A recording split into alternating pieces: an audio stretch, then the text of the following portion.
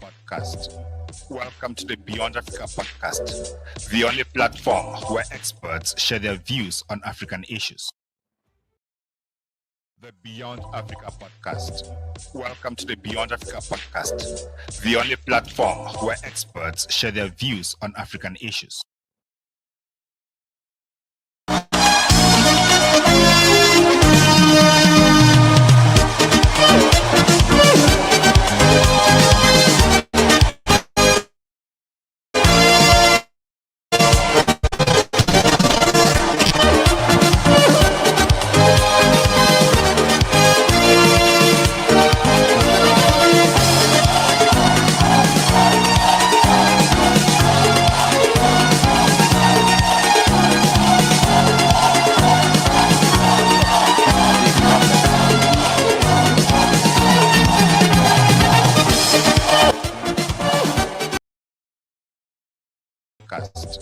Welcome to the Beyond Africa podcast, the only platform where experts share their views on African issues.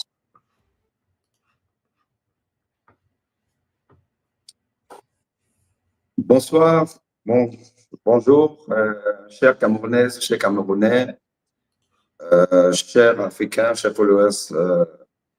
Bienvenue sur ce joint interview entre Beyond Africa Podcast, qui est donc le média du docteur Bernard Ngalib, et ABTV du professeur Aimé Boni, où nous devons aujourd'hui interviewer le représentant, le communicant, le porte-parole du parti UNDP, qui a un candidat à l'élection de la présidence de la République, Monsieur le ministre d'État Bello Maigari. Donc, Monsieur Yaya Bello est notre guest aujourd'hui. Donc, il va être interviewé par Monsieur Bernard Ngalib et puis Aimé Boni. Tout à l'heure, il va nous rejoindre d'un moment à l'autre. En attendant, nous allons peut-être vous entretenir sur ce que nous pensons de la politique au Cameroun et de cette élection présidentielle. Et d'ici une quinzaine, vingtaine de minutes, M. Yaya Bello va être avec nous. Donc, je passe la parole à M. Bernard Ngalib, qui est donc le directeur, le créateur et puis la tête pensante donc, de ce média que je vous conseille vivement, Beyond Africa Podcast, qui a beaucoup de vidéos podcasts que vous pouvez revoir sur notamment l'élection présidentielle au Cameroun, des vues de grandes personnalités que vous connaissez très bien et qui nous donnent leur avis sur cette élection présidentielle. Alors, M. Bernard Ngalib, you have the floor. Welcome to this podcast. Thank you so much, Professor Aimé Boni. Thank you so much for having me here, and thank you for co-hosting this with me. I want to send warm greetings to all our viewers from all around the world who are watching us. We are seeing you, we're hearing you, and this broadcast is intended to have the representative of His Excellency Bello Maigari, candidate at the elections on October 12th, a few days away. He's going to tell us about their party's plans, how their party is approaching the elections, what they hope to achieve, and if they think they are going to win the elections, and if Bello is going to be the next president of Cameroon. It's exciting to share this platform with you, Professor Aimé Boni. It's not always that we have such mixed conversations, but it's important to have these conversations out of the regular, normal media, because sometimes due to specific reasons, media is limited and some conversations are not do not flow effectively as they're supposed to flow. But here we are ready to go into the nuances and the difficulties of conversations that cannot be had on on certain media. So we are hoping that we will have Aimé Boni here. We're hoping that we'll have Yaya Bello here anytime soon. He has actually communicated that he's going to be here anytime soon for this conversation to work. And one thing I just want to note is we really hope we're going to have him, because internet connection in Cameroon is always a big problem. So let's keep our fingers crossed, hoping that he's going to connect and have this good conversation with us. Thank you. Oui, et ça, c'est très important parce que ça fait partie d'ailleurs des réalités de cette élection présidentielle où on sait qu'aujourd'hui, le monde vit interconnecté, le monde vit avec les réseaux sociaux, avec les médias sociaux, avec les web TV, et qui sont un complément très important des médias classiques, où tout ne peut pas être dit dans les médias classiques. Déjà, on sait que dans les médias classiques, le temps est assez limité, alors que dans les réseaux sociaux, vraiment, c'est très flexible. On peut aller au-delà de ce que les gens auraient pu dire dans les médias classiques. Et je tiens à rappeler quand même que les élections en Occident se font aussi beaucoup avec l'influence des médias sociaux. Et donc, nous avons donc cette alternative et nous participons à cette alternative de la communication mondiale. Et je pense que c'est important. Et on voit tous les candidats et leurs représentants faire quand même le tour des plateaux web, que ce soit les plateaux TikTok, que ce soit les plateaux YouTube, Facebook, Instagram et autres. Et ça, je pense que c'est le monde qui évolue comme ça et nous devons nous adapter à ce monde. Et nous remercions donc les partis qui font le jeu et qui prennent de leur temps pour venir communiquer. Ils ont intérêt, mais parfois, ne perçoivent pas l'intérêt de capter l'attention de tout le monde parce que aujourd'hui, très peu de gens sont d'ailleurs connectés aux médias classiques, sont plus sur les médias sociaux. D'ailleurs, les médias classiques ont eux-mêmes aussi leurs médias sociaux. Voilà, donc c'est dire si c'est important. Et nous remercions donc l'UNDP qui se prête au jeu et qui a donc donné l'accord à M. Yaya Bello de venir entretenir le peuple camerounais ici là de qu'est ce parti et quelle est son approche, son programme, comment il entend briser le signe indien qui, depuis l'avènement de l'élection présidentielle au Cameroun, avec le multipartisme, l'opposition qui n'a jamais pu gagner. Est-ce que c'est cette année que ça va se faire? Si oui, avec qui? Est-ce que ce sera avec l'UNDP, avec un autre parti ou avec une coalition de l'UNDP et un autre parti? Je pense qu'on aura certainement une ébauche de réponse à ces questions que nous nous posons, que le peuple camerounais se pose aujourd'hui. That's right, Prof. Boni. I just want to underscore the importance of social media in moments like this. As you actually mentioned, the world is turning around social media. If for those who follow American politics, you would know that Donald Trump, for a very long time, was kicked out of media, out of traditional media, even social media. But he created his own platform where he had his voice to talk about his politics. And that was after he was president during the first mandate. During the next 4 years after his mandate, he used his Truth Social to communicate to everyone who was interested in him. And that is how he rebounds back into the political scene. And during the last campaigns in the United States, Donald Trump focused more on podcasts. He would spend 3-4 hours on a podcast detailing his thoughts, his philosophy, his ideas. So the audience actually felt that relationship with him. And that is experts and other commentators say that is one of the reasons that Donald Trump won the elections again. Because expressing yourself over a very long time, answering nuanced questions that journalists will not ask on air, questions that viewers are viewing and watching at the same time and asking you at the same time is completely different than going and sitting in for a recorded interview for 5 minutes, 10 minutes, and then you're off the air. And this explains the philosophy behind my own podcast. My podcast is an in-depth form of conversations. I invite 1 or 2 persons, generally 1 person, and we go into the details and the subtleties, the nuances, in fact, the tiny details of your thoughts. We don't do it with scripts. We just give you talking points, or we tell you what we're going to be talking about, and then the rest of the conversation is based entirely on what you say. We explore it, we go into the details of it, just so people get to understand you better. And that is the importance of podcasts. And we really think that this new form of media is the media that is going to change the world, or is changing the world already. So, and classic media, traditional media is a business venture, and the business people run on editorial lines.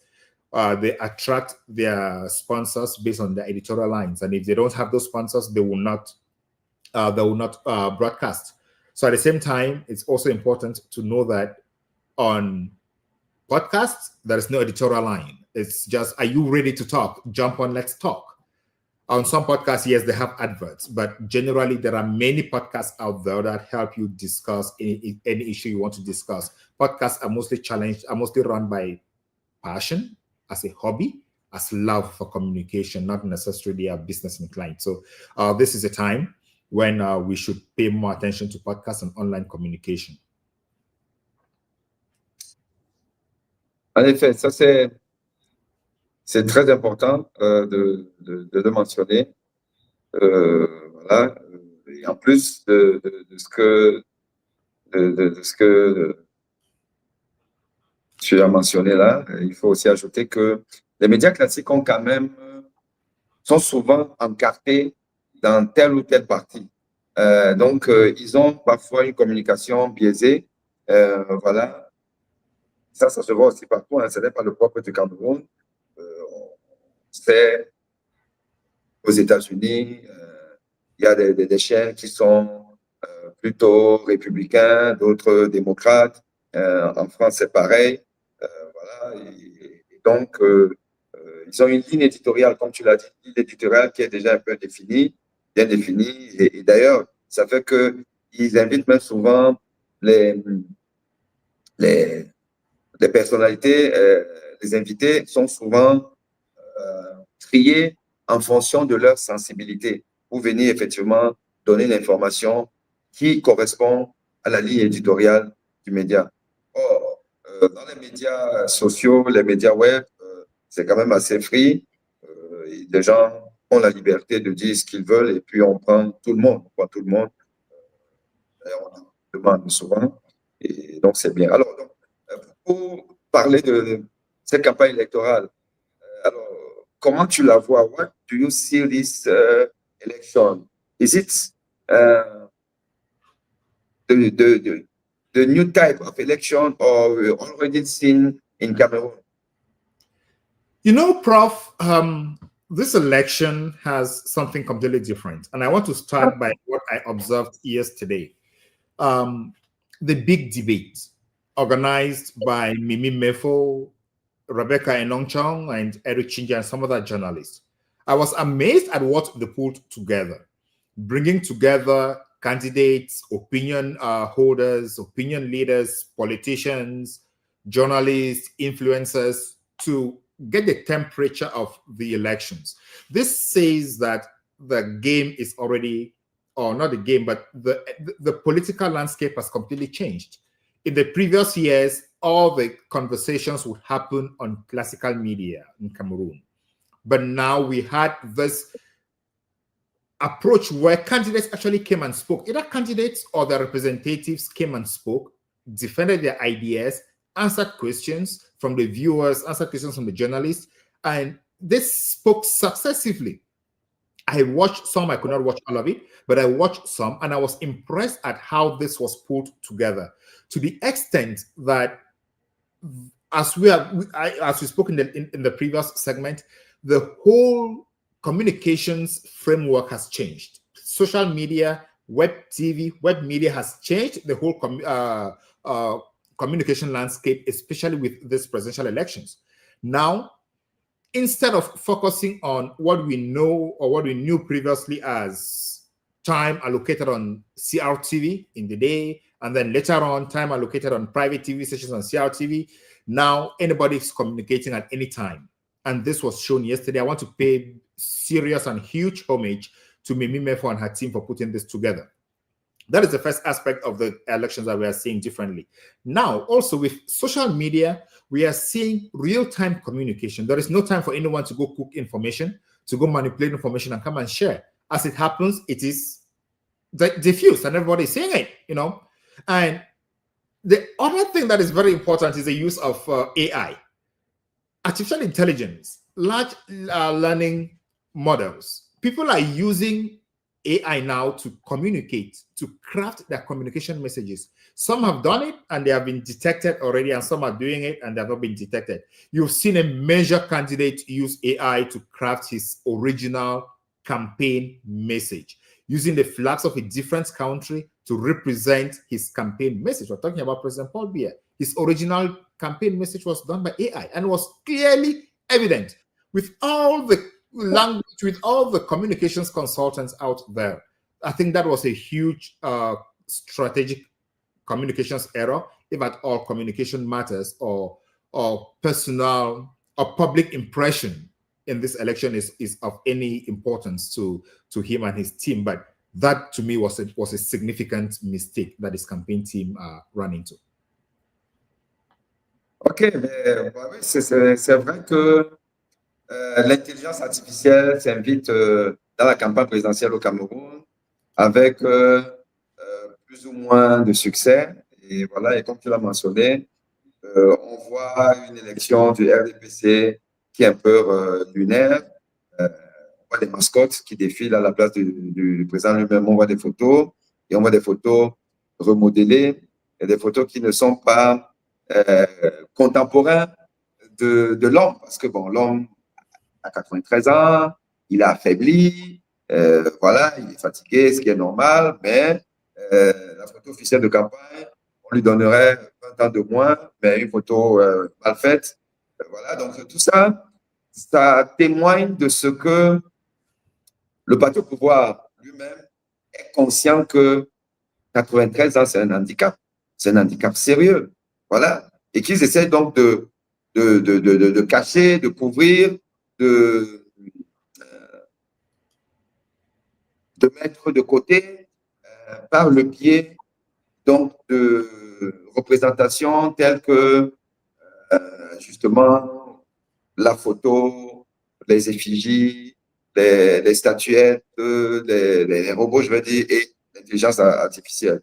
Alors, moi, ça me demandait, est-ce qu'ils ont besoin de ça? Tant on sait que ce régime ne sait faire que tricher, ne sait faire que truquer les élections, et que si tu truques les élections, si tu es sûr de toi, parce que tu as tout l'arsenal de ton côté, l'arsenal de fraude, tu n'as pas besoin d'aller mentir l'opinion avec les artifices qu'on voit là. Bon. Pourquoi ils font ça? On voit certaines salles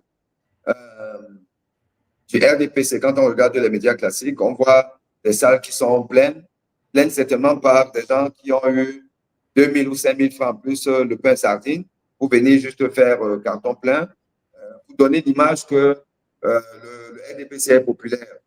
Mais au fond, ont-ils besoin de convaincre les gens qui sont populaires puisqu'ils savent que, je crois qu'il faut être un peu dérangé mentalement au Cameroun pour penser que le RDPC peut être populaire. C'est un parti qui n'est pas populaire parce que le bilan il est catastrophique, mais il compte sur les populations, ou la partie de la population qui a intérêt que ça ne change pas. Parce qu'il ne faut pas croire, il n'y a pas que les gens qui sont au pouvoir qui ne veulent pas voir le changement. Vous avez toutes ces personnes qui sont dans des secteurs d'activité, publics ou pas publics, au Cameroun, qui profitent justement de ce chaos, de cette corruption généralisée pour se faire la poche des usagers au quotidien et pour arrondir les fins du mois. Ceux-là, ils n'ont pas intérêt que ça change parce qu'ils pensent qu'ils sont mieux comme ça. Or, les gens oublient qu'en réalité,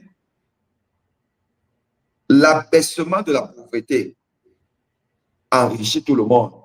Plus on diminue la pauvreté, plus tout le monde devient plus riche. Puisqu'on va créer l'emploi, on va créer la richesse. Et la richesse devra être équitablement redistribuée. Donc, finalement, si tu gagnais dans la corruption, si tu gagnais 100 000 francs de plus de ton salaire et tu penses que c'est beaucoup, il vaut mieux que ça ne change pas. Or, si le pays se développe, devient de plus en plus riche, ton salaire en lui-même va doubler, va même peut-être tripler. Et tu gagneras autant, mais dans un système normal. Or, dans ce système-ci, là, le problème, c'est que ce que tu gagnes par la corruption, on te prend ça aussi par la corruption. Parce que tu es tu as un emploi. Tu, par exemple, travailles à la poste, je suppose que tu gagnes là-bas, mais Quand tu as eu ces 100 000 francs, après, ton enfant tombe malade, il faudra aller à l'hôpital. Mais à l'hôpital, tu vas aussi trouver une infirmière qui elle-même veut gagner un peu plus et qui va te prendre un peu plus. Tu vas aller, je ne sais pas où, dans un autre secteur, même dans l'établissement scolaire. L'établissement scolaire, peut-être que là-bas, on va te demander un peu plus que le prix officiel. Et donc, finalement, tout ça là mis bout à bout, tu te rends compte que ce que tu as eu, tu redépenses tout dans ce système de corruption. Et c'est pour ça que dans un pays de corruption, les petits frappeurs, les petits corrompus ne sont pas riches. C'est juste pour joindre les deux bouts. Et donc, on doit pouvoir éduquer nos populations à comprendre que ce système, il ne peut pas perdurer. Il faut qu'on le change. We have to change it. We have to change it. We have to change the regime. For that, we have to be together. Politicians have to be together to find the way to rule out this regime. That is what we are regrettably observed that we have very diverged opinion on how to do to go till Etudi. That is the problem. I hope that Mr. Yaya Bello will give us some hope. Let us hear from him when he comes. He said he's supposed to join after 8:30 Cameroon time. It was initially planned for 8 o'clock, but due to traffic congestions, he couldn't make it on time. So let's see if he's going to be with us. Let's hope he's going to be with us. Also, network connections are a problem, and it's difficult to record somebody from Cameroon. And talking about network connections, today is October the 6th, elections on October the 12th. And generally, what has been observed is on elections day, or a few days to elections and a few days after elections, the internet is really always very weak, or it is disconnected altogether. So it's necessary for everyone to start taking measures to ensure that they can be connected from the 10th to the 14th in order to communicate whatever they are supposed to communicate, because some organizations are organizing means of uploading data, especially pictures of vote counts and procès-verbal tally sheets, uploading them for easy compilation and understanding of how the elections went. Yes, this is a very important question, because honestly, I don't know how people will do if the government disconnects people from internet. What is the measure? What is the another solution that people will be keep in touch with what is going on in every single what do you call it, bureau d'élection? Yeah, police station. Yeah, for the question of those who are at polling stations and want to communicate, I don't know a solution to the internet thing. I think the most important thing is, if you have any data you want to share with anybody, leave it in your phone, on your device, and whenever you have internet connection, you then communicate it. But now the risk is some people may attack you, brutalize you, take out the information from your text or from your phone or from your gadget, which is a problem. But if there is no internet connection, what do? You just struggle to keep the information as much as you can keep it and share it when it's possible to share. Let me ask you a question. On sait que l'ONU a signé une convention avec le Cameroun pour garantir la bonne conduite de cette élection. On le sait. Nous avons tous décrié cette convention qui a été faite un peu en catimini, voilà, commandée par Elecam. Or, Elecam ne peut pas commander un soutien, une intervention de l'ONU si Elecam n'est pas sûr que l'ONU va jouer pour son bénéfice à lui, Elecam, donc pour le gouvernement. Voilà. Et on a vu l'ONU être silencieux face à ce qui s'est passé le 4 et le 5 août 2025 au Conseil constitutionnel. Voilà, qui était quand même un déni de démocratie. L'ONU n'a rien dit. Des militants, notamment du MRC, ont été arrêtés. L'ONU n'a pas dit grand-chose. Alors là, maintenant, on soupçonne que Atanga et Saklik vont peut-être couper Internet le 12, car on sait que c'est l'un des moyens de fraude utilisés par toutes les dictatures. Voilà. Alors, qu'est-ce que l'ONU dit? Qu'est-ce que la société civile et les partis politiques disent? Pourquoi ne pas mettre l'ONU en demeure, justement, d'obliger le gouvernement à ne pas couper? Et que s'il y a coupure, ce sera déjà une preuve formelle qu'il y a tricherie. What do you think about? Yeah, this question has a lot of different angles to approach it from. The first one is, we are definitely going to be the first people to cry on endurance if l'ONU wants to intervene to tell our governments how to act. We'll say, no, it's the foreigners or the UN who is trying to tell us how to do things the way they want them to do. That is the first point. The second point is, it is our government. We have to take responsibility for our government. We have to hold our government accountable. If the United Nations is coming to support or to play a role in what is happening in the elections of Cameroon, it is because our government went to them. And if there is a convention or an agreement signed between the government of Cameroon and the United Nations based on la bonne conduite des élections, I think the bigger question here is, what is defined as bonne conduite? If we are really sure that the United Nations had that agreement with the government of Cameroon, I think it's our place to call on the United Nations to publish that agreement, because good governance requires transparency, and transparency requires the publication of all information that is available. Because elections are done on behalf of the people, are organized on behalf of the people, and the people get to vote. So if there is anything about the elections, at least the United Nations should share that information with the candidates. And it is the place of the candidates to ask the United Nations to make that information possible, because the candidates are key players in these elections, and they must be part and parcel of the entire process. When we even look at the non-publication of the electoral registers required by Article 80 of the Electoral Code, I don't know why the candidates are still not asking for the publication of that list. I had a conversation on my podcast with Moise Esso of Stand Up for Cameroon, and also with Madame Kawala. They've done an enormous work. They've done enormous work on this question, where they have identified dead people on the national electoral list.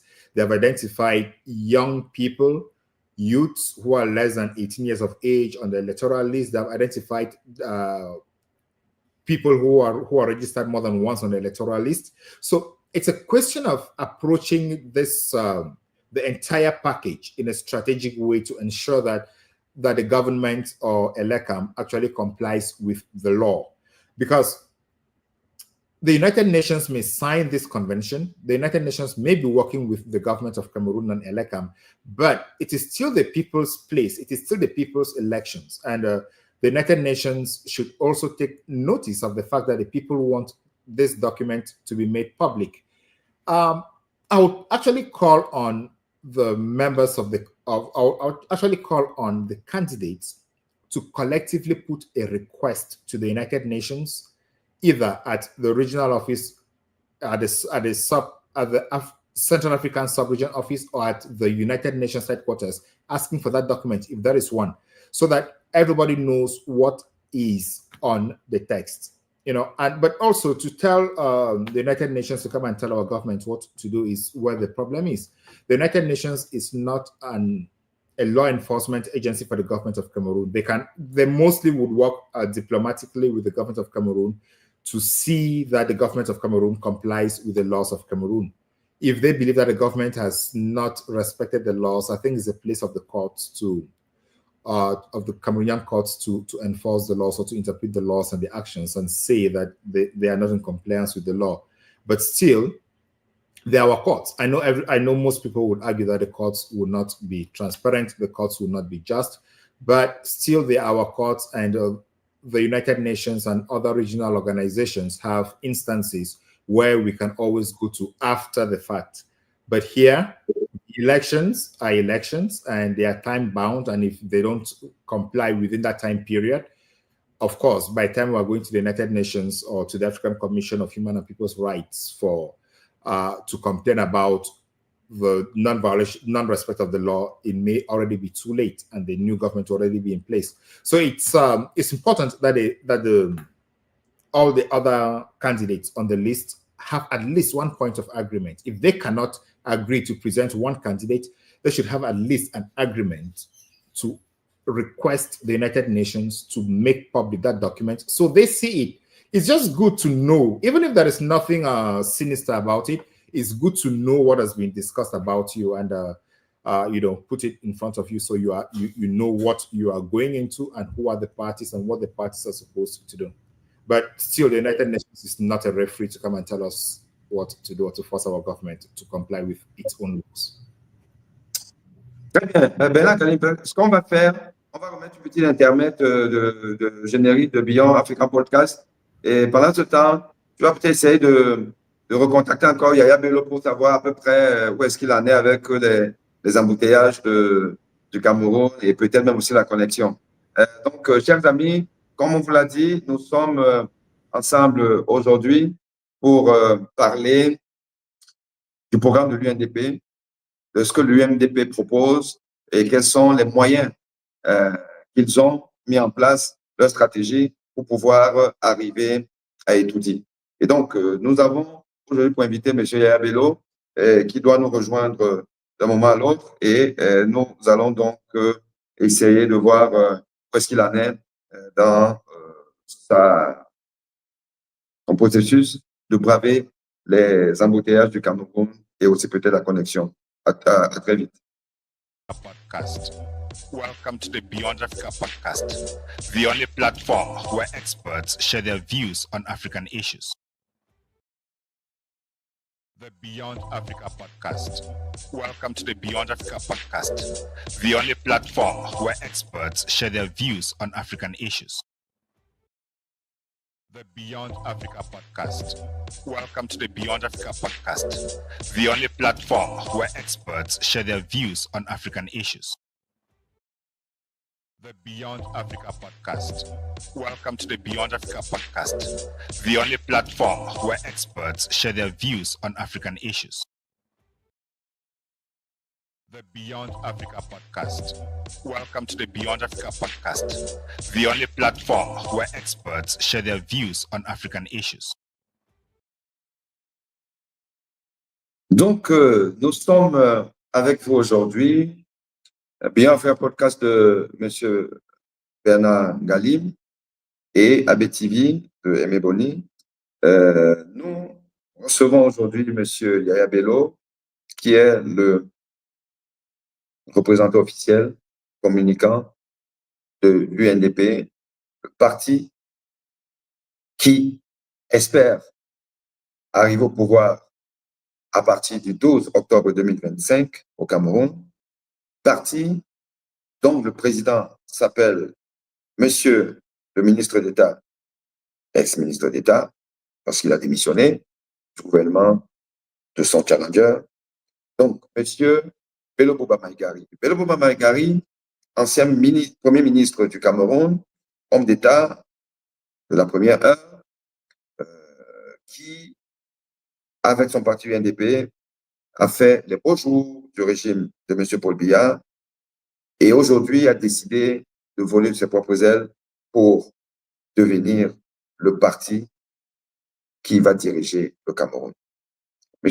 Bello Maïgari a donc déposé sa candidature qui a été réputée recevable et a commencé sa campagne. Une campagne électorale démarrée dans son fief de l'Adamawa. Au nord, il a irradié le Grand Nord, c'est-à-dire l'Adamawa, le Nord et l'extrême Nord, avec des meetings qui ont fait foule. Et M. Bello Magari a promis apporter au Cameroun la prospérité. Laquelle prospérité passe donc par gagner cette élection présidentielle. Une affaire qui n'est pas du tout gagnée. Car l'opposition est dispersée. L'opposition n'arrive pas à s'entendre. L'opposition, bien qu'elle estime que la coalition est une affaire essentielle, utile pour pouvoir vaincre un parti-État, un parti qui a tous les arsenals, un parti qui a, disais-je, tout l'arsenal de fraude. Une fraude institutionnalisée, une fraude tentaculaire, métastatique. Et avec, pour Joker, celui-là, l'organisme qui dirige, qui coordonne et qui rend les résultats de l'élection présidentielle. Et les CAM. Et les CAM est à la solde du pouvoir. Et les CAM a pour paravent le Conseil constitutionnel. Le Conseil constitutionnel qui ne sait dire que irrecevable et Paul Biya. Comment faire pour que un parti de l'opposition puisse renvoyer le régime de Paul Biya au village? Ça, c'est toute la question. Une question qui n'est pas du tout facile. Et pour répondre à cette question, Beyond Africa Podcast a donc invité M. Yaya Bello, qui a pour objectif de venir nous convaincre que l'UNDP, c'est le parti qui gagne, c'est le parti qui a le vent en poupe, c'est le parti derrière lequel il faut s'aligner. Est-ce le cas? Nous le saurons avec la démonstration que devra nous faire M. Yaya Bello. Alors, M. Benagali va nous dire, est-ce que tu as pu avoir M. Yaya Bello? Qu'est-ce qu'il dit? Ah oui, il me dit qu'il est coincé dans les embouteillages depuis là. Et je ne sais pas si on va continuer à l'attendre parce que les internautes, les téléspectateurs l'attendaient à 20h. Il est presque 21h moins quart. Donc, c'est un peu difficile. Je vais voir avec lui si on peut reprogrammer cette émission parce que je pense que c'est une émission. Les embouteillages, mais les embouteillages, bon, en général, si on a la connexion, même dans sa voiture, d'embouteillage, on peut aussi pouvoir participer. C'est ce qu'il faudrait peut-être lui faire cette suggestion. Le temps que je fais cette suggestion, s'il ne peut pas de sa voiture, se connecter et puis donner son interview. Que, après tout, au fond, c'est lui le candidat. C'est lui qui veut vendre son produit. Tout à fait. Puisqu'on n'est pas avec lui, j'hésite de faire des conclusions ou des propositions. Je ne sais pas dans quelles conditions il se trouve. Je vais parler avec lui en off. Et bien sûr. S'il peut. Oui. S'il peut. Oui, on va trouver. Je pense qu'on peut déjà reprogrammer. Je vais l'appeler, on va trouver une autre date, un autre jour pour voir s'il pourra être là. OK. Bon, ben, écoutez, je pense que oui, effectivement, ben, on est un peu désolé hein, pour les internautes. Ben, vous savez, c'est aussi ça, les réalités d'une campagne électorale, hein, avec des candidats qui sont sollicités à gauche, à droite, qui donnent parfois des rendez-vous qui n'arrivent pas à honorer, pas forcément de leur fait, hein, mais parce que, voilà, les aléas de la vie, les embouteillages, la connexion et peut-être des urgences de dernière minute font que parfois on ne les a pas. Bon, voilà, on a un exemple flagrant ici, là. M. Yaya Bello qui a donné son accord à Beyond Africa Podcast d'être avec nous aujourd'hui, mais malheureusement, il est disponible. Bon, donc, je redonne la parole à M. Bernard Galim qui va certainement avoir le mot de conclusion. Et puis, on passera à autre chose en espérant qu'on l'aura très prochainement. Alors, M. Bernard Gallet. Merci, prof. Puisqu'on n'a pas une autre invitée, je ne pense pas qu'on puisse avoir un mot de conclusion, juste pour dire à nos téléspectateurs. Est-ce que tu ne voudrais pas peut-être qu'on monte ton interview au STF? Parce que bon, on a quand même plusieurs parties. On a plusieurs parties et on va pouvoir donner la possibilité à tous les partis de communiquer.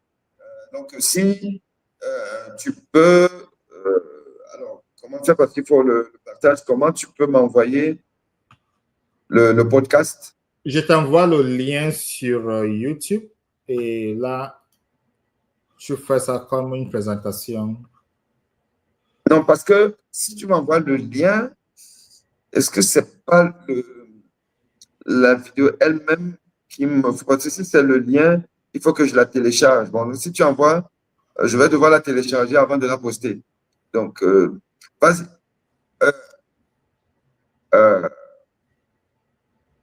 Est-ce que tu es. Parce que ce sera peut-être facile. Est-ce que tu es sur Telegram? Non, non. Bon, parce que sinon, moi, alors, qu'est-ce qu'on va faire? Alors, donc, nos amis de TikTok, je vais devoir mettre un parce que l'émission n'a plus eu lieu. Hein. Donc, on va essayer de voir si on peut programmer. Si je réussis à programmer l'interview de Young Postcats à donner au président du SDF, je vais vous relancer. En attendant, je dois pouvoir. Donc, envoie-moi donc le lien. Envoie-moi directement le lien. Comme ça, je vais le télécharger et puis on va le projeter là. D'accord.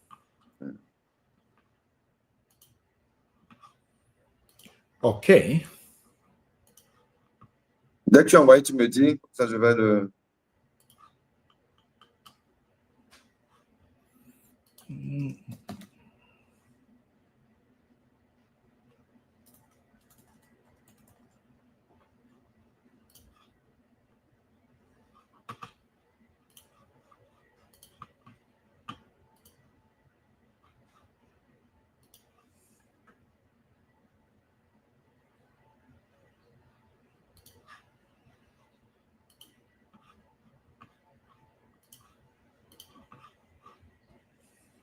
C'est bon. OK.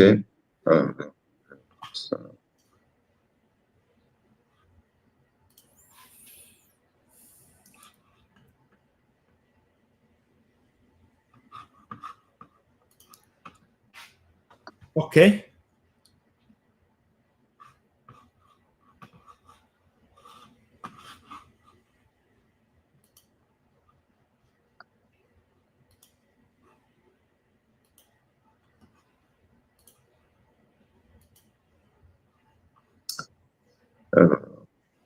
Tac, tac.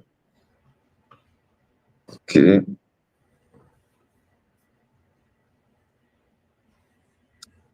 Tac.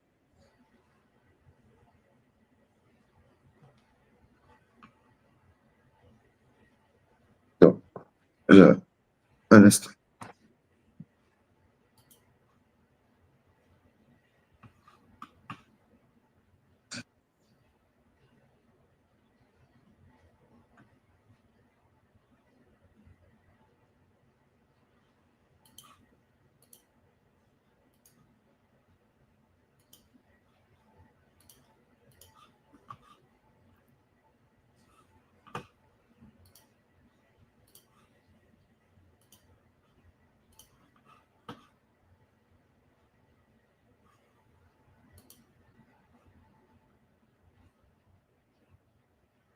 Alors,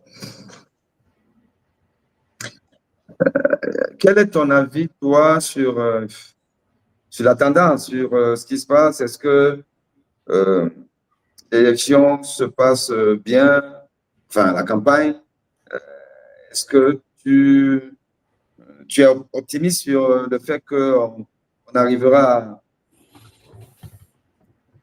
à une issue favorable pour l'opposition, si jamais tu es de l'opposition, bien entendu?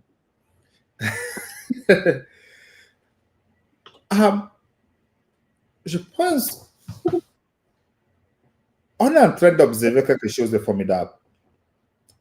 Parce qu'avant le 5 août, on pensait que Maurice Kamto allait faire fou. Il allait rassembler, disons, la quasi-majorité des partis de l'opposition ou bien les candidats de l'opposition. Mais comme il a été recalé, on a vu Chiruma. Je ne sais pas si ce qui se passe avec la campagne de Chiruma est quelque chose, est aussi fort comme je vois, parce que de l'autre côté, on a Bello qui rassemble les autres têtes de l'opposition, disons-le comme ça. Akeremuna et Caxton sont avec lui. Et avec Chiruma, il n'a pas encore réussi à attirer les autres candidats de l'opposition, mais ces meetings font fou, quoi. Là, il y a aussi quelque chose à voir comme impressionnant. Et de l'autre côté aussi, on a Joshua aussi, qui fait le terrain. Il est à l'extrême nord. J'ai interviewé le directeur de sa campagne hier. Il nous a dit qu'ils ont les scrutateurs presque pour tous les bureaux de vote. Donc, si le SDF sera représenté dans presque tous les bureaux de vote, c'est déjà quelque chose de formidable. Il y a aussi Cabra Libi, qui a fait un grand meeting à Bamenda. Je dois avouer que j'étais surpris qu'il a fait son discours en anglais. Je ne savais pas qu'il était aussi courant en anglais, qu'il parlait l'anglais couramment. Mais c'est un peu difficile de dire à ce moment ce qui va se passer, si l'opposition pourra gagner ces élections. Parce qu'on sait comment ça se passe. J'ai interviewé, je ne sais pas, 5, 6, 7 personnalités qui m'ont dit que les élections ne sont jamais transparentes au Cameroun. Ils ont vécu tout. Ils sont au centre du jeu depuis 1992. Et ils me disent que les élections ne sont jamais transparentes au Cameroun. Donc là, il y a à questionner si on aura les élections transparentes cette fois-ci ou pas. Mais nous avons encore presque une semaine. On va voir ce qui va se passer. Je viens de lire aussi qu'il y a un candidat, je ne sais pas s'il a été recalé, c'est Angie Fobin qui dit, Jean-Blaise Gouette dit qu'il va voter pour Paul Biya. Lui, il a été recalé. Bon, il n'est pas parmi les 11. Donc, c'est un peu signifiant. Je peux te parler de Jean-Blaise Gouette un peu parce que je l'ai connu un peu. Je l'ai connu parce qu'il y a un de mes amis, un enseignant, déjà à la retraite, professeur de physique, qui l'a mis en contact avec moi. Ça, c'était l'année dernière, en 2024. Quand Jean-Blaise Gouette annonçait déjà qu'il va être candidat, il essayait de former sa team. Voilà. Et il a souhaité que je fasse partie de sa team en tant que le responsable du programme d'éducation pour la refonte de l'éducation nationale au Cameroun. Bon, c'était pas la seule personnalité qui a essayé de me rapprocher, de m'approcher, mais celle-là, elle a réussi à discuter avec moi parce que elle est assez proche de cet ami à moi. Donc, on s'est donné un rendez-vous. On a eu une causerie par WhatsApp groupe, voilà, une fois, pendant plus d'une heure. J'ai entendu un monsieur que je ne connaissais pas avant ça. Hein. J'ai entendu un monsieur, mais parler comme un prophète, comme un envoyé de Dieu, comme quelqu'un qui est en mission pour sauver le Cameroun. Il rappelait qu'à 100%, c'est lui le prochain président. Que d'ailleurs, Pobia le sait, et Pobia cherche quelqu'un à qui c'est le flambeau, et que c'est lui. Donc, quand il parlait, tu hésitais entre quelqu'un qui est juste, tu vois, un peu fou, comme on connaît, il y a des gens qui racontent des choses, mais parfois, il y a un brin de lucidité. Et en plus, dans son parcours, apparemment, c'est un homme d'affaires, il a fait des trucs, il a été candidat à l'élection, mais il a toujours, la dernière fois, je pense qu'il avait désisté à la dernière minute en faveur de Paul Biya. Mais cette fois-ci, il dit que justement, parce qu'il a donné des garanties à Paul Biya et tout, déjà, Paul Biya lui doit le fait de l'avoir soutenu la dernière fois, et que c'est lui. Bon. Mais sauf qu'au bout d'un moment, tu te dis, le Cameroun que tu connais, tu ne vois pas un monsieur connu peut-être que par 1% des Camerounais qui va venir être le prochain président. Et donc, à la fin de cette causerie, de cette petite réunion, meeting qu'on a eu, j'ai dit à mon ami, ne me mets plus en contact avec ce monsieur. C'est-à-dire que ces histoires-là, moi, je suis pas là. Je veux pas vraiment, je veux pas continuer à dire, c'est une perte de temps. Il va jamais être rien du tout au Cameroun. Et voilà que là, son dossier n'a même pas été admis. Et il rappelle maintenant qu'il vote pour Paul Biya. Je l'avais déjà suivi, ce n'était pas la première fois qu'il le dit. Il avait déjà dit que non, que Paul Biya, c'est finalement l'assurance, tout risque et tout.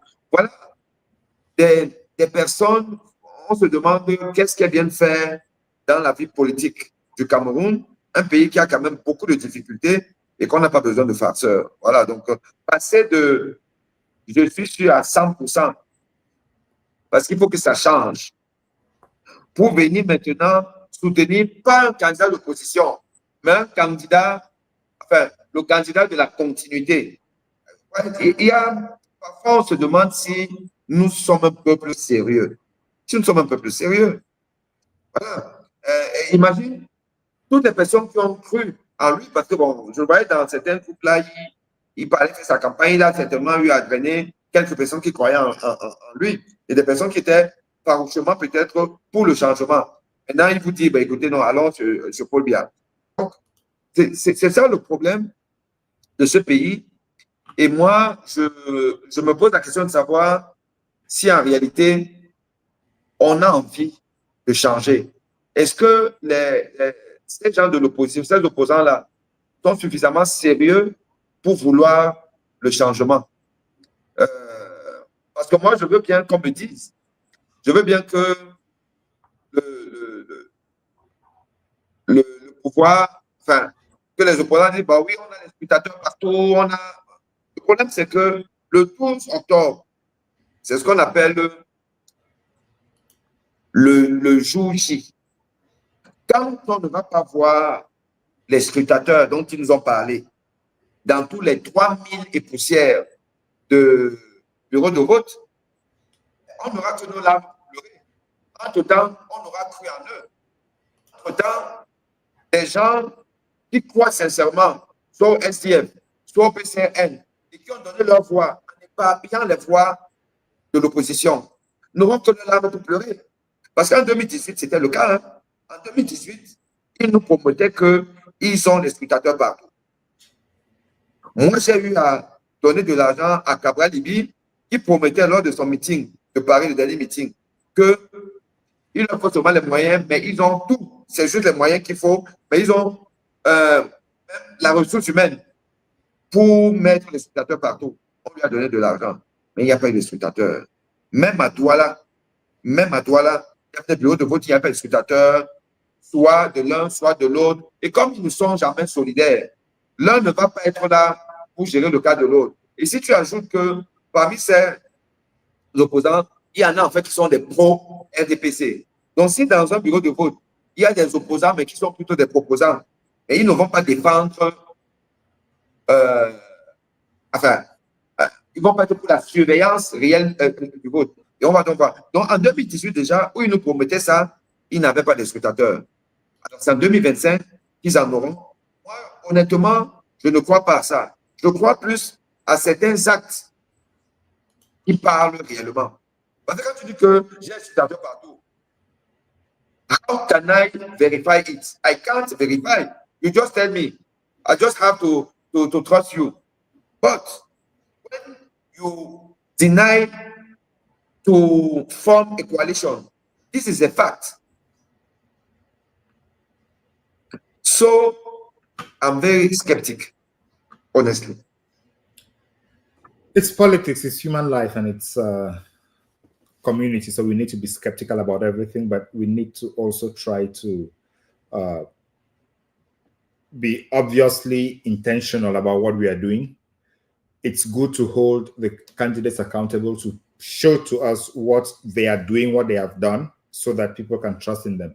Because it's elections and it's all about trust. It's all about what you promise, what you can do, and how you are going to do it. So candidates must come up. And I think Professor Maurice Kamto's call for at least Bella Buba and Isaac Chiruma to join forces is an important call.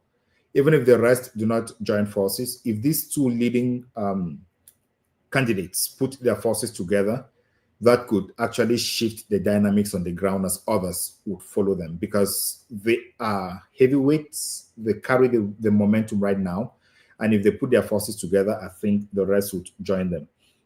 There is little that we can do and understand at this point, especially from the outside, apart from following up and contributing in any way we can to ensure that those who are ready to vote go to vote, and those who are ready to participate in the entire process do participate. But history is there to judge everyone. History is there to remind us of who did what and who did not do what. This is just a 2025 election.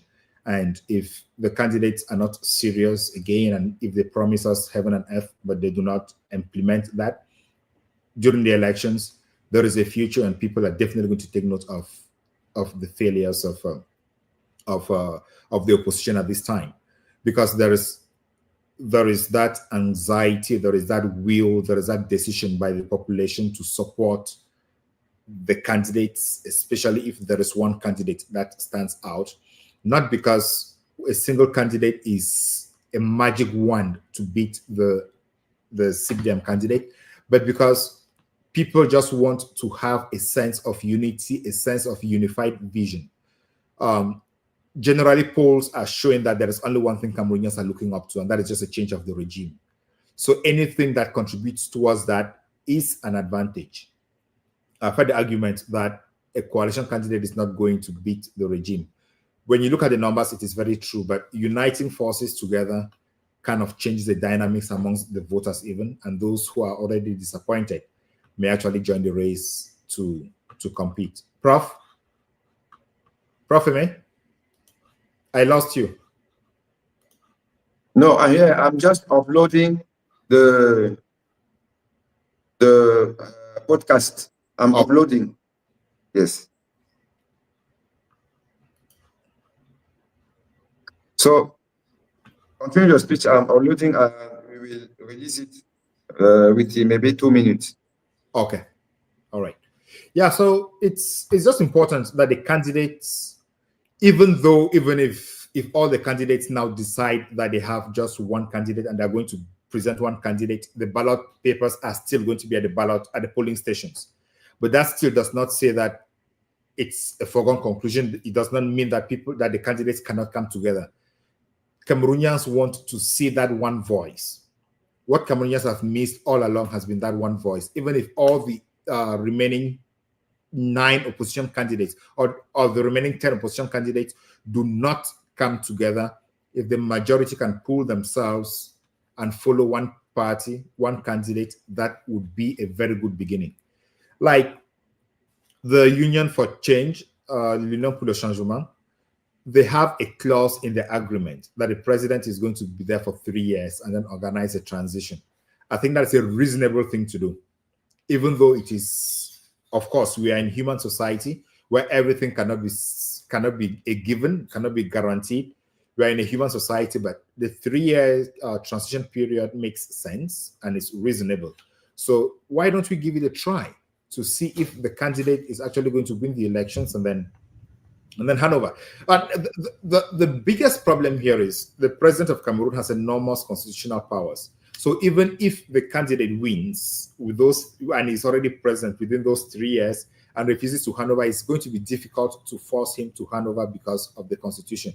But there is always a start. He has taken an engagement with his who are harassing me with very harassing questions, and I am trying to convince and to tell people exactly the information they need to hear. Dr. Kagwe, I am not harassing you. I'm giving you an opportunity to sell your campaign message to Cameroonians so that they can vote for you. They need to understand you. Yes, you are reporting what people say, and there is no problem for that. Let us move. I am in campaign. The Beyond Africa podcast. Welcome to the Beyond Africa podcast, the only platform where experts share their views on African issues. Ladies and gentlemen, you're welcome to the Beyond Africa podcast again. As we have mentioned before, we are focusing on Cameroon because Cameroon is organizing presidential elections. And in this election cycle, Cameroonians feel very involved and are engaged for many reasons, critical amongst which is the president's age, because the president is 92 years old. If he runs out the next mandate, he would be 100 years old. He's been president for 43 years. But before then, he occupied senior positions in the government, meaning he's been a top brass in the government.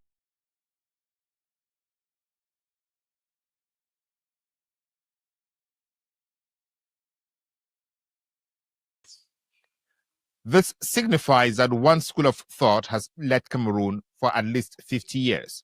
If we should add this to his predecessor, was also of the same school of thought, then Cameroon's existence has been grounded in one school of thought. This means Cameroon has not witnessed any change of leadership, any change of governance strategies, or any change of governance philosophy. Therefore, this explains why the younger generation is disillusioned, uninvolved, and is seeking change at all costs. With me today in the studio is someone who is actively involved in the electoral process, and he's going to tell us what his party is doing along polling agents, also why his party is not involved in the coalition talks, and of course, what they are going to do to defend their votes on elections day. I'll introduce my guests when I come back after this commercial break.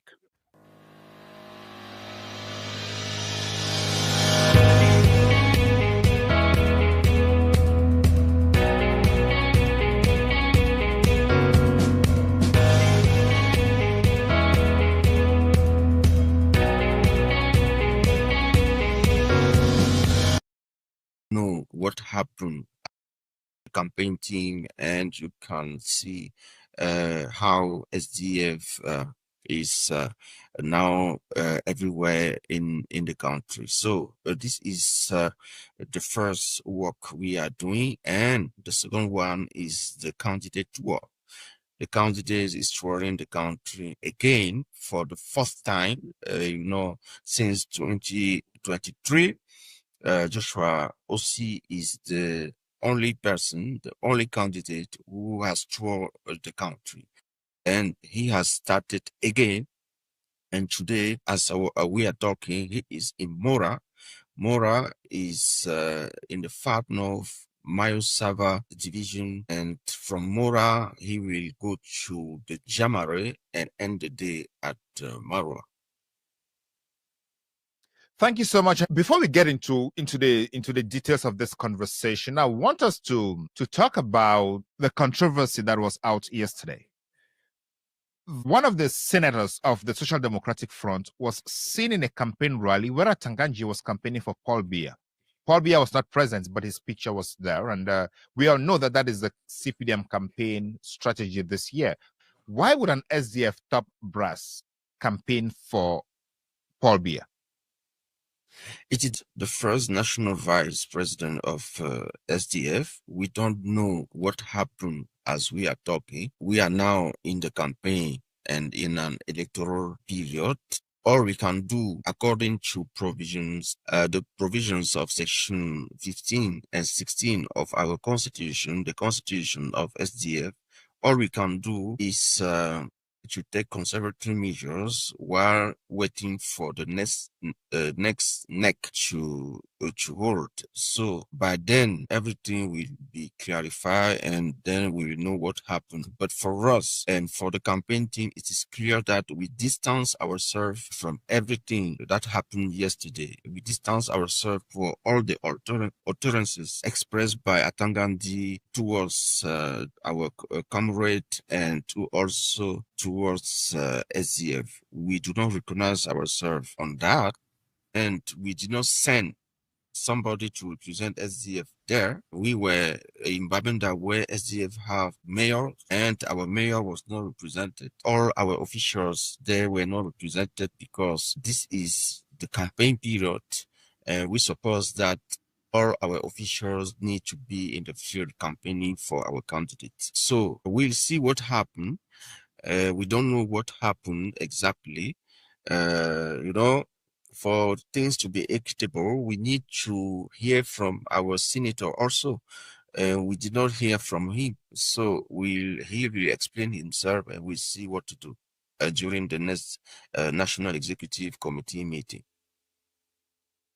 So the SDF has taken a position through the Secretary General, Mayor Njong Fonye Donatus, that you shared with me, that the SDF did not mandate Senator Mochigele to attend a CPDM rally, and that he is a member of the SDF campaign team and was supposed to be campaigning for the party in the Central region with your candidate, Honorable Joshua Osi, and that the SDF distances itself from the activities of the senator and the utterances of Minister Tanganji concerning the SDF gender rally, and that the senator knows that by his action, he has distanced himself from the party, and that the National Executive Committee will take its responsibility. But this is a senator that was appointed by President Paul Biya. He's not an elected senator. When he was appointed by Paul Biya, did the party raise any eyebrows? No, you should understand that the law is clear. The law is clear. The parliament, even if the law is clear and the CPDM chairman, who is the president of the republic, is appointing an SDF parliamentarian or an SDF senator, that should raise concerns about the relationship between the SDF and the CPDM, because not all parties benefited from Paul Biya's appointment of senators. And the law does not say that Paul Biya must appoint from opposition political parties. Yes, the law is clear on that one.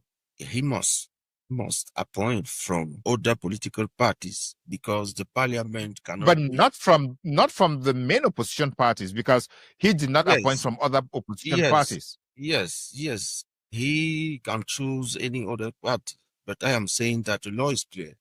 The parliament of Cameroon cannot be made up by a single party, and the bureau. But the constitution says the president is going to appoint 30 senators. The constitution doesn't say he must appoint them from all political parties. It doesn't give that criteria.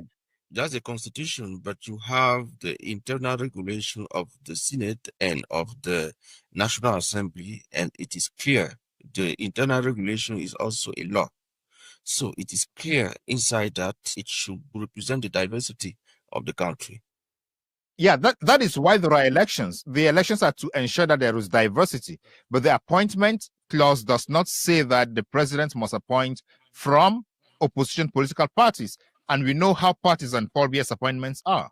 I am saying that if he does not respect the diversity of the political landscape in Cameroon, it will be a violation of the law. He can violate the law. He violates the law every day. But I am saying that to respect the internal regulation of the parliament in Cameroon, he must, and the must is at his place. He must appoint, if the elections gives all the 70% seats to CPDM, he must appoint in other political parties. It is what the law says. It is the Senate, knowing that the Senate, the elections in the Senate are indirect elections when you do not have sufficient councillors. Still does not clarify the fact that the SDF is not in a public alliance with the CPDM, and then the CPDM proceeds to appoint from the SDF. It was the UNDP, we know that they have an alliance. The FSNC of Chiruma, we know they have an alliance. So appointing from those, it's not very questionable, but appointing from the SDF raises eyebrows. But now the SDF appointee is representing himself where the CPDM expects their loyalists to be, and the SDF is raising questions about that. No, you should not see things like that. You have two forces in the country. You have the presidential majority, and the presidential majority, according to the law, is not the diversity. It is one block. And then you have... There is nothing in the law that recognizes something called the presidential majority. The law simply recognizes political parties, and those are in the opposition, because the law recognizes only the party in power. Which law are you talking about? The law that recognizes the winner of the elections indirectly says that is the law, that is the party that governs. That is the CPDM. It does not recognize the presidential majority. Let us be clear on this. Let us be clear on this. The law in application here is the eternal regulation of the National Assembly. It is a law. You cannot use... Which does not say that the president must appoint from the SDF. From the SDF, but from the other parties, the law says that the parliament should represent the diversity of the political landscape, is what the law says. And the law says that the bureau of the parliament should represent that diversity. That is why when you see the composition of the bureau, it is all the political parties elected or represented in the parliament, which also represented in the bureau. It is the law. They cannot do, they have no choice at that level. They have no. We are not questioning the representation within parliament. We are questioning the appointments into the law here. Says that it is the president of the republic who appoints. But yeah, but it does not say that he must appoint from the SDF or from the opposition. And he actually did not appoint from the MRC or from other opposition parties. It is said, please kindly read the regulation of the parliament. It is clear. There is no debate at that level. It is clear. It is legal. Diversity in that clause does not mean opposition parties. It could mean anything. It means opposition party. It means anything. He means it. That is diversity. And you will have cases, injustice that you can use for that. It means opposition party. He must, and the must is at its place. If he does not do that, he has violated the law. He can violate the law. It's like that. So are you saying that every senator that the president appoints must be from a political party? Can he not appoint people who are not of a political party into Senate? Is that what the law says? He can appoint who he wants, but as soon as we are in the political landscape, he must, I am saying must, he must appoint other persons than the candidate of his majority. UNDP, FSNC, CPDM, UPC, they have a majority and they form one block. If he appoints only his block, it will be against the law. It is clear. There is no debate in the parliament on this. Does that law recognize, just the very last time, does that law talk about a presidential majority? Yes, of course. We are at the National Assembly. It mentions presidential majority? And you even have parliamentary groups. We are at the National Assembly. And you have parliamentary groups. So you cannot just limit yourself to your group and say that you are doing the diversity. No, it is clear. The appointment clause comes before the parliamentary groups or the standing orders of the National Assembly that talks about parliamentary groups. Yes, of course. So the president appoints before they go there to constitute. That's anyway, to tell you let's focus on the elections. The majority, the presidential majority is clear. All right. Everything was in the framework of the law. As a political party represented, as a major political party in Cameroon, we need to be where decision is taken. SDF, this is what our viewers should understand. SDF has drawn lessons from the past. When you are absent, things are decided against you. So we have decided 19 during the convention not to be absent in institutions again. It means that every institution where we have the right, it's a matter of rights. It's not a favor. It's a matter of rights. Where we have a right to be there, will be there and defend our position. Now, I wanted us to move on. Yes. I wanted us to move on, but now we're talking about a matter of right. But presidential appointments in Cameroon are discretionary. The president is not compelled to appoint from the SDF, isn't it? But now we see the president appointed Professor Paul Nkui into the Constitutional Council. He appointed Mayor Njong Fonyi Donatus as the assistant to Minister Tassong for the Reconstruction Committee. And the SDF did not raise any eyebrows, but that is discretionary. No, I can explain. Please, let us not diffuse fake news. What is clear is that we have a major dialogue in Cameroon. And during that major dialogue, it has been decided to do so. So don't do as if it is a favor. It is not a favor. We went to a dialogue and you heard about that one. And during that dialogue, there are resolutions. And we are even saying that Mr. Biya has not respected even 30% of those resolutions. Let us not forget from where we went and where we are going to. We said that we want a peaceful country, and we went to a major dialogue. We sat and we decided to do so things in a certain way. And it is in that framework that Mr. Biya was called to associate other parties to the reconstruction of Northwest and Southwest. It is not his will. It is one of the resolutions of the major dialogues that we had in Yaoundé. We should understand this. So, in addition to the SDF, which other political party did President Paul Biya include in the reconstruction of the Northwest and Southwest? I don't know. You have the director and then the deputy directors. The director is CPDM, the deputy director is SDF. Are there other deputy directors who have CRM political party? For you, which other political parties knows the Northwest and the Southwest better than SDF? Did the resolution say it should only be people from the Southwest and the Northwest, or people from political parties who know the Northwest and the Southwest? I even want to say the resolution yes. Just said he should involve others. No, I even want to say yes. I even want to say yes, because what was on the table was marginalization, was assimilation by Francophones. People did no more want that in their region, that the Anglo-Saxon system is ignored. So if you appoint a Francophone as the director, who will you want Mr. B logically to appoint to support him?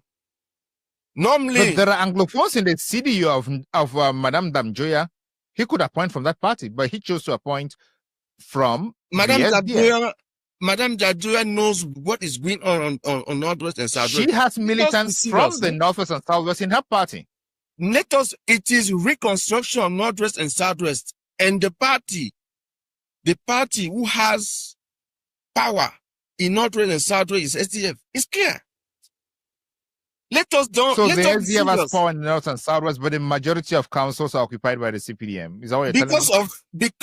Because of the fact that in 2020, no elections. Let us be serious. No elections held in Northwest and Southwest. No elections.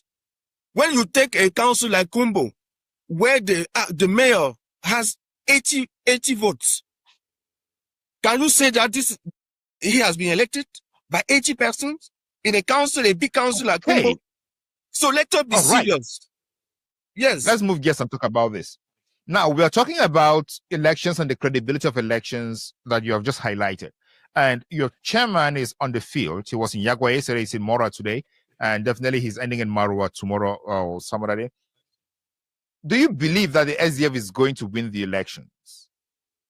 The SDF has even already won the election, because out of 12 candidates, 11 are talking about federalism. We have won. Because we are not automatically for throne. We are for the change of system. If people today agree that federalism is the best form of the state. We have won election, and this is something great for this one. This is the first thing I want to say. This is the first thing.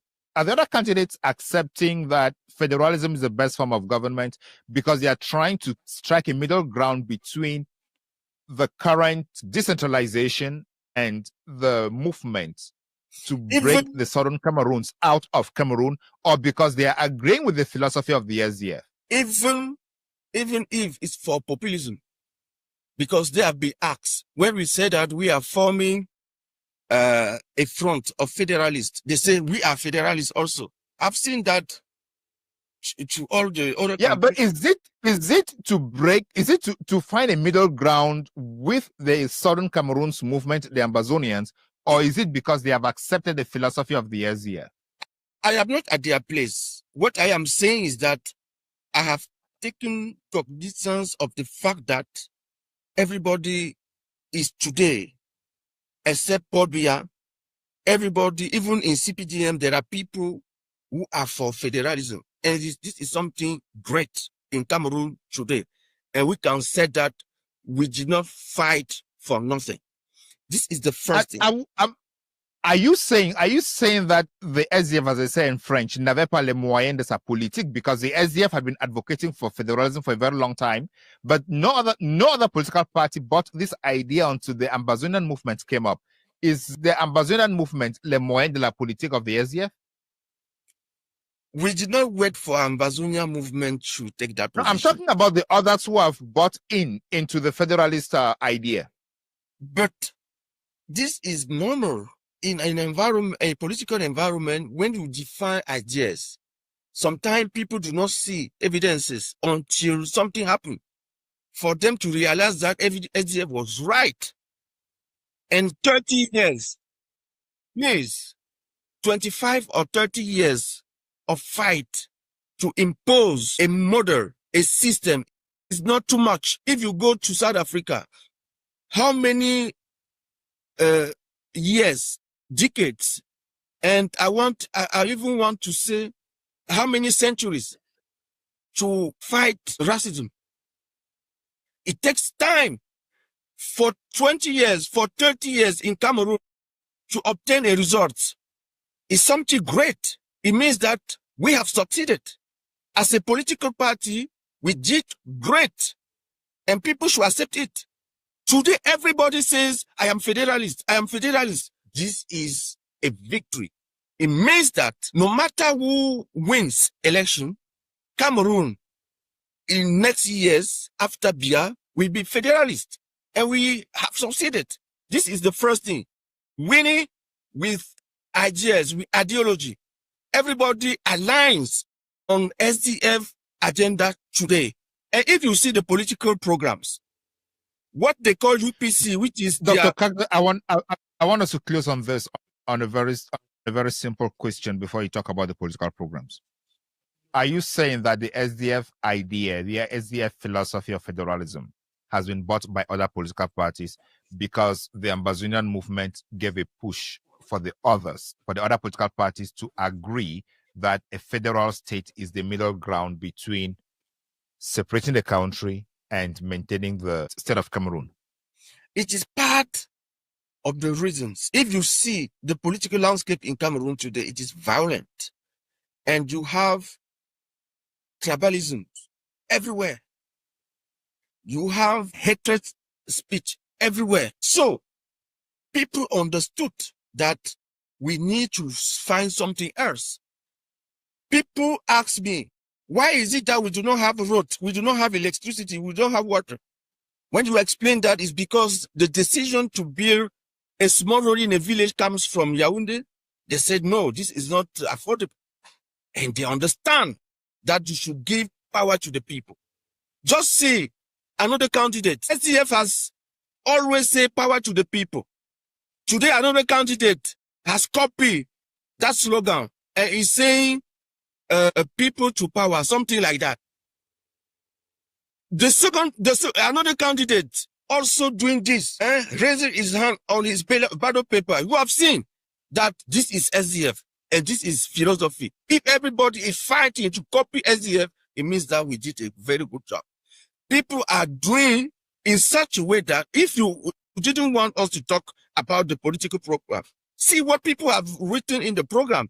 And that candidate who is copying SDF today and who had his rally in Yaoundé, SDF saying we are bringing solution. We are not for the problems. We are for the solutions. And that candidate yesterday also says, I am for the solutions. We have won election.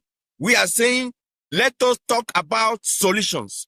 We are facing so many problems in Cameroon. That is clear. But what are the solutions? We're proposing what?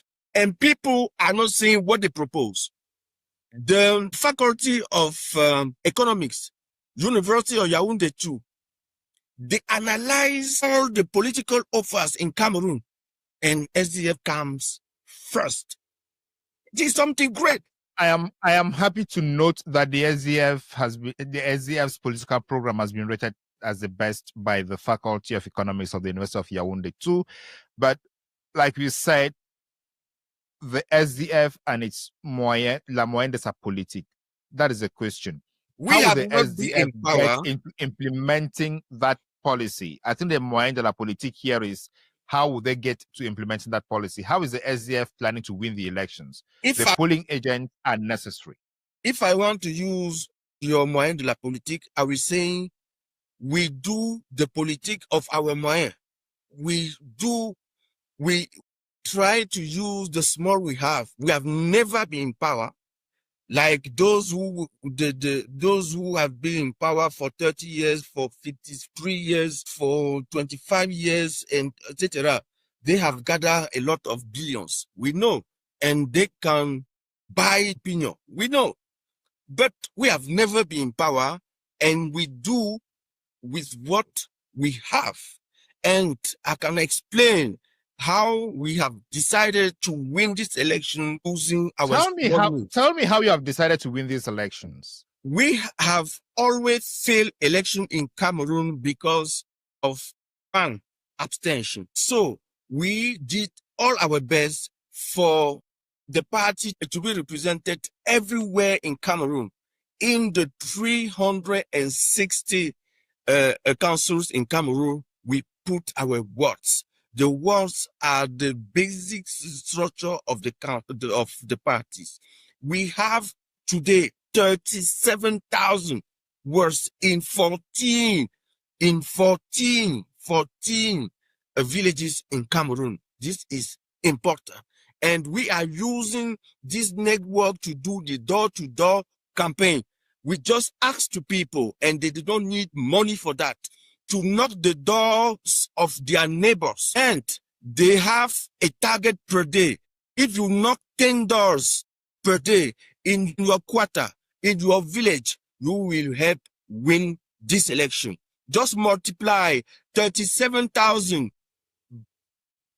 times 10. You will see that we will have about 500,000 votes if our guys in the fields just knock 10 doors per polling station. We'll do it. We'll do it. And we'll succeed. This is clear. And if they work their villages, for us to have at least per villages, one per village in Cameroon, we will have around 1.5 million. Paul Biya used to win this election with 2 million. So we need to work small and succeed this election. In 2018, no votes in Northwest and Southwest. It is more than 1,100,000 votes in Northwest and Southwest. When you lose this, you understand that you also lose the power. And SDF is working not to lose. That is why we are the only party today in the field in Northwest and Southwest, despite what Atangaji did in Bamenda. Let Atangaji goes out of Bamenda. And even in Bamenda, he remained at the upstation. He remained at the upstation. He did not go downtown. Let him go downtown, and we will see what will happen to him. So he cannot go to Northwest and Southwest. Nobody can go to the Njan division where the prime minister is from. For instance, he himself, he cannot go to his village. He is Prime Minister of the Republic. So this is not something, this is something concrete that I am putting on the table. We are working for the participation rate to be high. If we have 80% participation rate in this election, Portbia will fall and we will build this country. And we are working for that. The second thing is to secure votes. In the past, we did not work to secure votes. For instance, 2018, 2020, no opposition party. Dr. Kagde, let's talk about the security of votes in a moment. Let's explore what you've said about the door-to-door campaign and the presence of the Northwest and Southwest. But I just want to focus on presence in the Northwest and Southwest regions. So you're telling me that after the elections, the SDF will not cry foul that the militants could not vote in the Northwest and Southwest regions? We are doing our best. We are talking to the boys. We are talking to the militaries. We are bringing the messages of peace. We are telling people that the violence will stop in 100 days. Let us stop and restart on a new base, and for everybody to have the better life. This is what we offer. We are not. So you are telling me that. You are telling me that you have access to the population and the population is going to vote for you because no other political party is actively campaigning in the Northwest and the Southwest, but the SDF is present campaigning in the Northwest and the Southwest. Therefore, you are hopeful that the SDF is going to win. We were in Rome. We were everywhere. We are in Kumbo. We do our best. I am saying that it is not easy, but we are trying to reach out to people and to tell people that federalism will solve this. But let us stop violence. Let us have sense, because politics na sense. Politics na sense.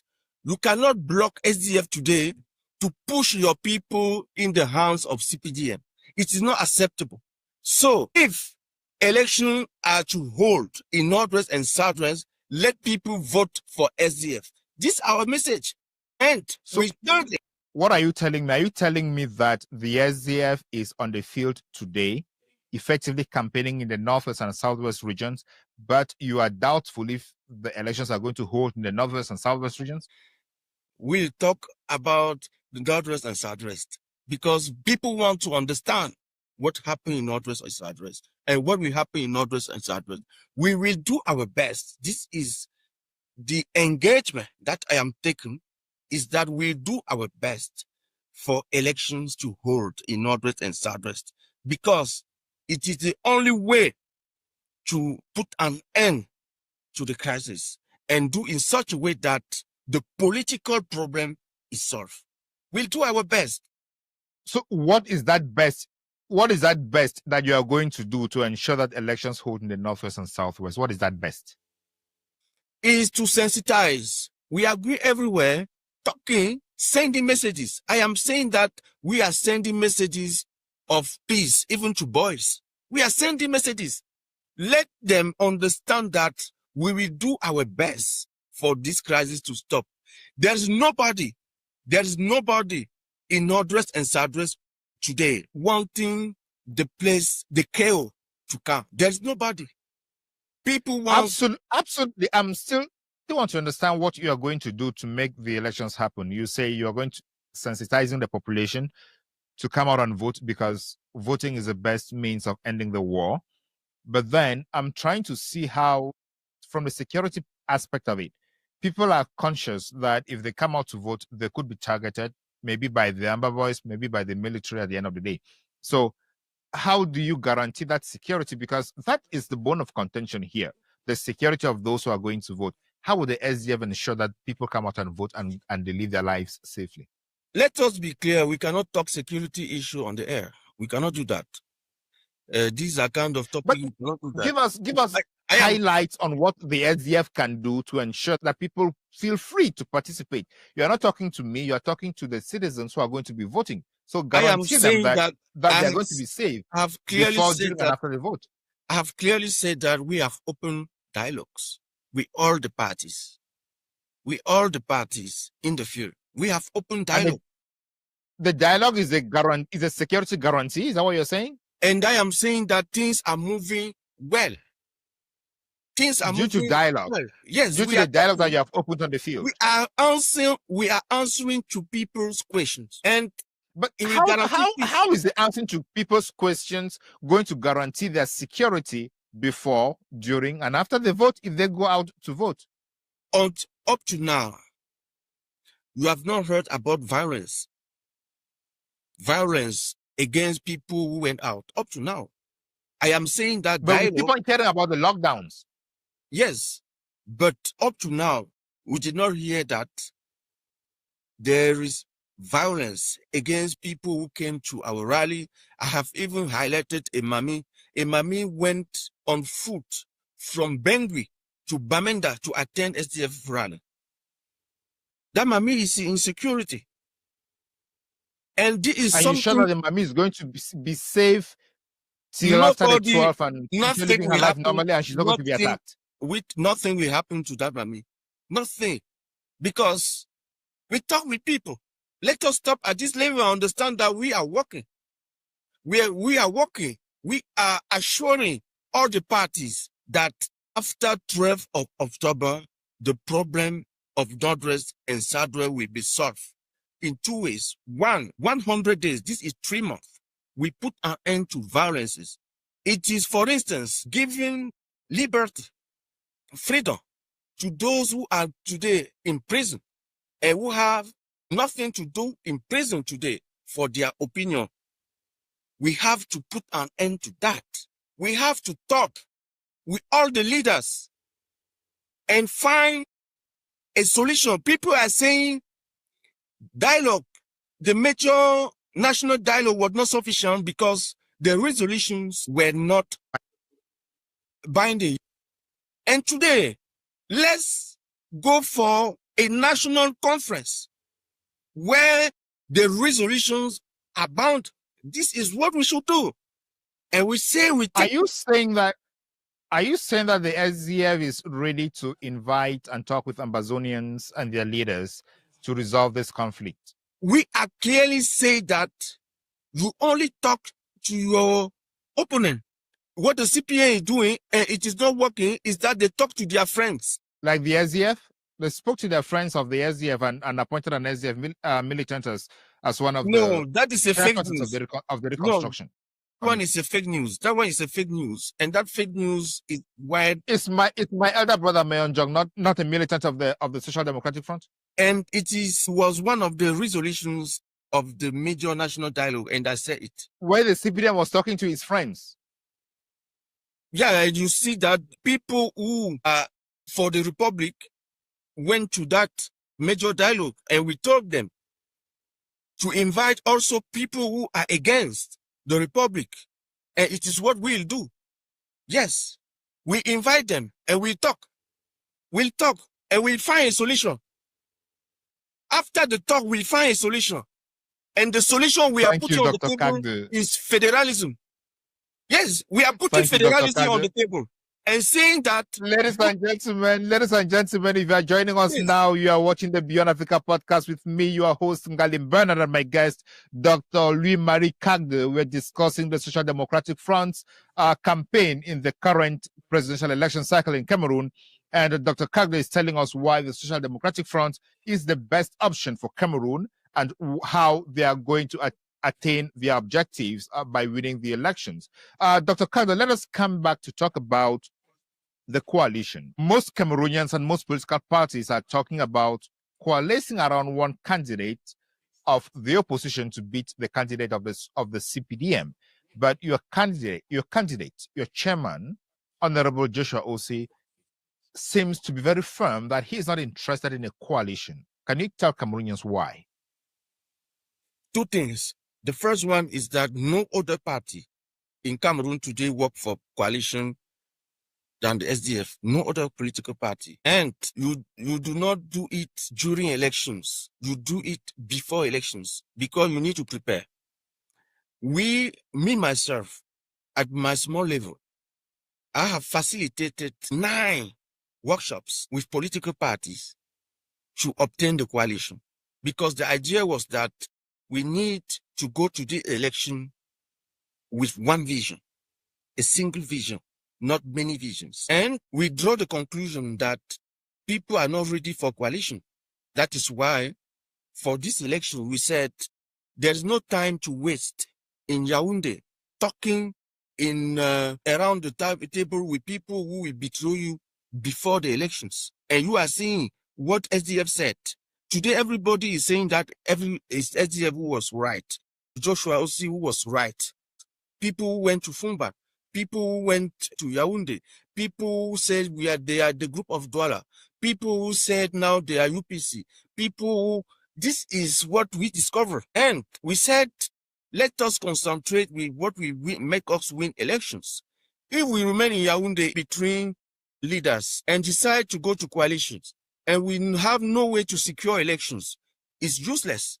If we do not do the door-to-door campaign, and we stay in Yaoundé, saying that everything is acquired because we are the big leaders in Cameroon, it does not work like that. We need to be in the field.